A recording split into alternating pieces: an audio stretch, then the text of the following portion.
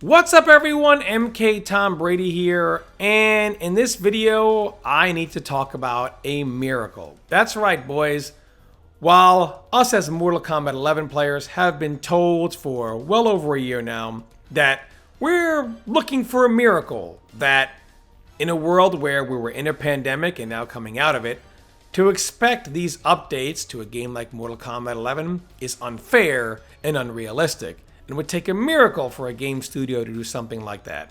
Well, guess what, boys? The Holy Spirit found its way to Capcom for the Street Fighter V overhaul. It found its way to Namco for continuous updates to Tekken 7.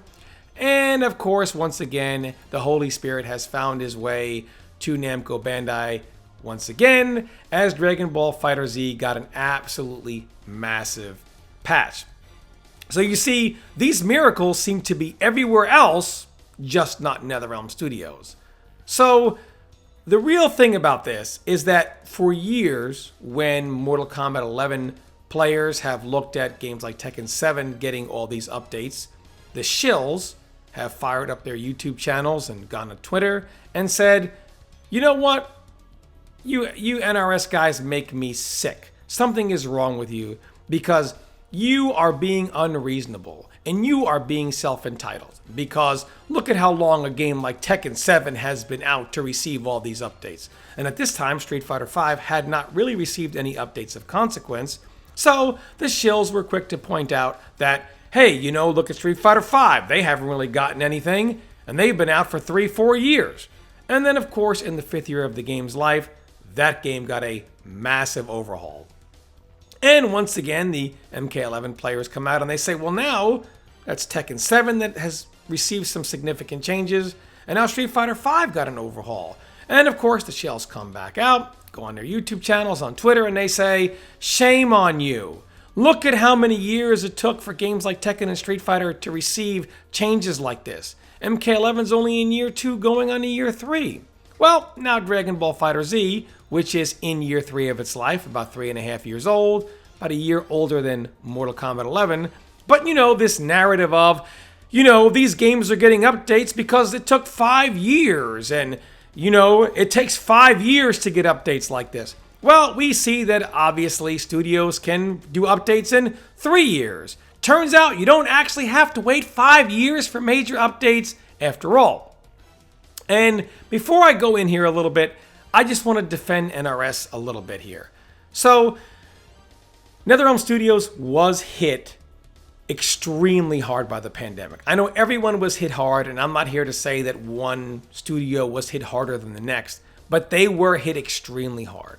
Not only were they unable to go into the actual studio, which they have a mocap studio, so they were unable to create new animation. They couldn't get into the studio, it was closed, so they had to use animation that they already had lying around. So without the ability to create new content, it's hard to deliver new content.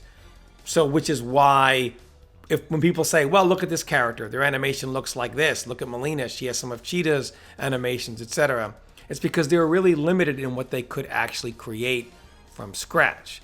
And then, of course, they had a lot of turnover on the development side as they lost several designers, including one of their lead designers, John Edwards. And then they also lost several employees on the tester end. And you have to understand, NRS does not use, you know, primarily in-house testers. There are only a few testers that are actually officially employed by NRS themselves. Many of them come from an agency known as Vault. And when you're not in the studio, you don't know who these testers are, and the only way to put content in their hands is to deliver it to their home consoles, as well as giving them test PS4s and a test PS5. That's not going to happen to someone you have no idea who they are or can trust in their own home. It's just not going to happen. So they were very limited in not just designing, creating, but also in testing. Now, once the pandemic ended, of course, people said, well, and we're kind of going back into it again in a lot of ways, but people said, well, now that everyone's back to work, why don't they just do something? You know, well, I really think NRS looked at it like, when you look at these other games, like Dragon Ball FighterZ and Tekken and Street Fighter, the core of the game is not what people complain about or ask for these changes. See, when you look at these videos from top players or tweets from the best players in the world, and even other people who voice their opinion, everything they want changed is the core of MK11. They want breakaway gone. They want passive meter regeneration gone. They want anti-airs looked at. They want flawless block changed a little bit to remove the OS that people use off of it and to remove the ability to flawless block out of hit stun. They want the wake-up system looked at with 7 wake-up options being one too many or several too many. They don't like fatal blows. And there are many that also talk about the variation system, how it's unfinished. And even to this day, you have more options in casual modes of play than you do in the competitive mode of play within the variation system. And this is Mortal Kombat 11. Like everything people list is Mortal Kombat 11. For them to change all this would be they're basically making a new game and just keeping the name Mortal Kombat 11 on the box. So I really do believe that NRS looked at it and said, rather than create a new game, I think they looked at it and said, you know, okay, whatever. We tried some new ideas. They weren't great. They sounded great on paper, but then when you apply them, they weren't the best ideas. We pretty much need to go back to formula on this and, you know, go back to normal meter instead of passive regeneration, go back to breaker instead of breakaway, get rid of fatal blow, tweak, you know, flawless block. Yeah, all this stuff, which would basically be them making a new game. They just pretty much said, okay, these ideas didn't work out. Rather than make MK12 and put it in an MK11 box, let's just move on to MK12, which I believe that they are doing because, well, next year is the 30th anniversary of Mortal Kombat. Actually, November of next year, October of 2022 would be the 30th anniversary exactly of Mortal Kombat, which would be about 3.5 years into MK11's life. MK usually comes around every 4 years. It's right in that time frame, and nobody wants to celebrate the 32nd or 33rd anniversary of something. These 20, 25, 30, these are big anniversaries, big milestones. So I do think they just said, you know what, these weren't the best ideas. We tried something new, it didn't work out. We're just going to move on. And that would be okay, and we would understand if they actually ever communicated with us, which of course they don't, ever. So instead of the understanding that, hey, we got you, NRS. We're just stuck with, well, we don't really know the situation, and we see all these other studios seem to have no problem releasing massive overhauls, and yet Mortal Kombat 11 obviously will receive nothing going forward. And of course, in the MK11 community, what makes it worse is for some reason they would have you believe that while all these other games and these other communities realize that their games need to be updated in order to continue to have a healthy lifespan going forward and a healthy, you know, tournament scene that they can expand on, for some reason, Mortal Kombat 11 is the only one of these games that has so much depth. It needs nothing. It is the only one of these fighting games that needs no updates, no overhauls. The rest of these fighting games, of course, they're getting overhauls. They need it. Not Mortal Kombat 11 and its infinite depth. It doesn't need these overhauls like other games. We can have the exact same lifespan as these games. They need this stuff. We don't. And of course, if you believe that, you're a fool.